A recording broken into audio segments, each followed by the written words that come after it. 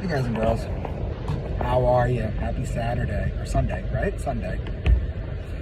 Yeah, days just slipped by. Wanted to talk to you guys about Moses and Exodus. Let's talk about this for a minute. Some of you might have seen this in my presentation. There's a lot of new people on this channel, so I'm going to go over this with you. Now, they leave Egypt. They go in the desert. Moses goes to the top of Mount Sinai to get the 10 Commandments. He comes down and he sees them worshiping a golden calf, right? That's what he sees them. He breaks the commandments. That's where we get the phrase breaking the law from, because he was the first lawbreaker. And he's mad at them. And people just leave it aside. A couple things you have to understand. Moses was not a real person.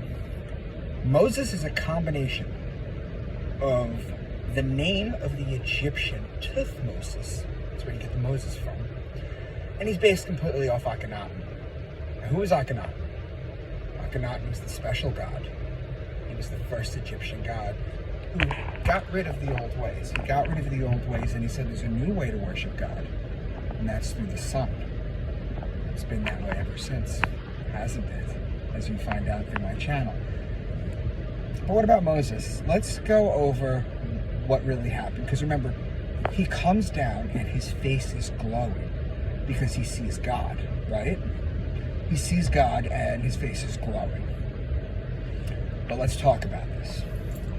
Moses goes up Mount Sinai. You have to understand etymology.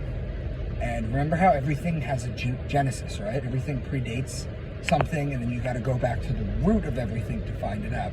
Sinai is not the name of a mountain. Sinai is a combination of two words.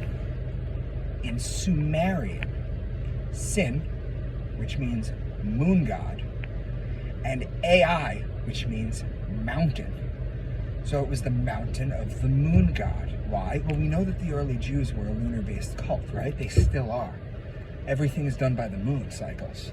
Why was it called Mount Sinai? Because when they got there, they saw the moon coming up behind the mountain.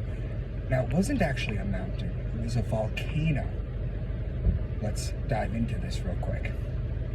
Moses goes up to get the 10 Commandments. God supposedly shows himself to him. But the interesting thing, guys, is if you read the Bible, and you really read the Bible, you might have skipped over this part. But God said to Moses that he couldn't show himself to him because his mortal body couldn't handle it. He would like implode into a pile of light or whatever. So what does he do? And you can verify this by reading Exodus. He shows him his ass. God shows Moses his ass and it causes his face to glow. But that's not it either. It's a volcano. He was up on the top of the volcano. It would make rumbling noises. The people down below thought that God was talking. In fact, in Hebrew, the word for thunder translates to voices in English. That's why. Because they heard it, and they were like, oh, God's talking. God's giving Moses the commandments. That's why when Moses comes down, his face is bright. Because of the lava. Because it heated his face up. But what else? He sees the golden calf. Now, people will tell you that that's Moloch worship, right? The golden calf. But what you don't seem to realize is that the Egyptians were the people of Taurus, the age of Taurus. That's why you have all the bulls with the horns, with the sun between the horns, in hieroglyphs. They worship that. Now, the Jews are the people of Aries, right? The ram. That's why you smear the lamb's blood on the doorposts. That's why you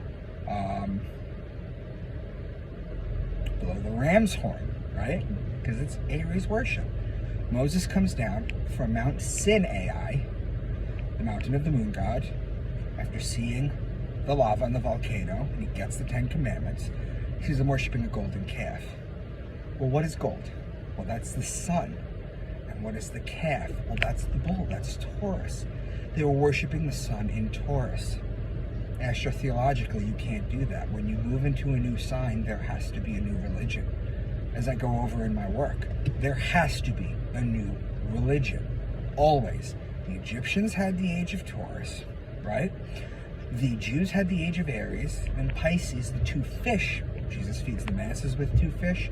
The Vesica Pisces, the 153 fish they caught, it's all tied to the two fish, right? And now we're in the age of Aquarius, or we're on the cusp of the age of Aquarius. There's going to be a new religion, unless works like mine get out there and expose this stuff, and we can stop living by this way. So that's what it is. Now, one more thing. While Moses is in the desert, he's leading them all around, and they can't seem to find anything. And a couple of the people in the tribe rebel against Moses, and they come after him. What happens? Snakes come out of the ground and bite them and attack them. A lot of them die. Some of them are dying. And while they're dying, they beg Moses to talk to God to heal them. So Moses goes in his tent, and he's talking to God. And what does God tell him? Take a staff, wrap a serpent around it. All those who will look at it will survive. Well, what is the staff? The serpent. Remember, the Greeks were around at the same time. That's the rod of Asclepius. It is the caduceus that we have in the medical symbol. And even further back, it is the Kundalini, because the Bible does have Eastern influence in it as well. It does.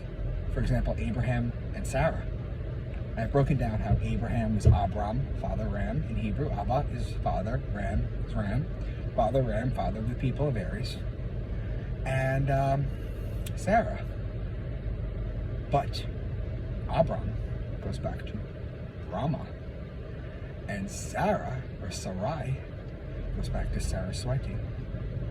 You gotta understand everything. You gotta do your homework, guys, and you gotta understand how it all fits together, and it'll allow you to really appreciate the Bible for the true book that it is.